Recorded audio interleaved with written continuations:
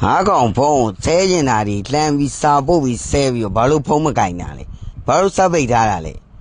စောက်တက်တိရှင်အဖုံးကင်လေဘာလို့ဖုံးမကင်တာလဲစောက်ယူလို့စောက်ဘောလို့မလုံးနဲ့နော်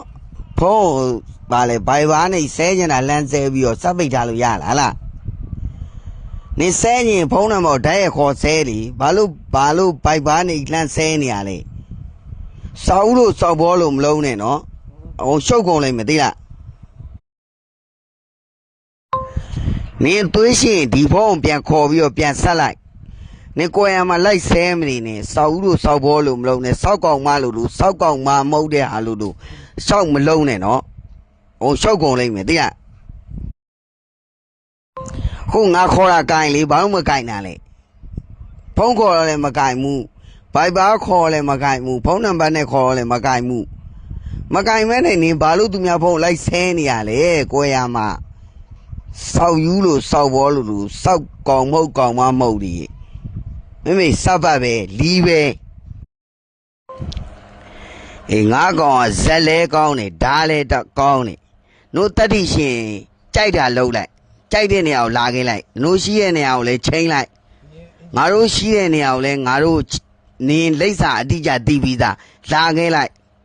နင်ငါကောင်ဇက်ကောင်းလို့ဓာတောင်းတာလားပြောနင်ကဘယ်လောက်ထိကောင်းနေတယ်နင်တတိရှင်ငါဖုံဆက်ပြီးတော့ချိန်လိုက်တော့ပေါက်တယ်နော်စောက်ကောင်မတော့ပေါက်လား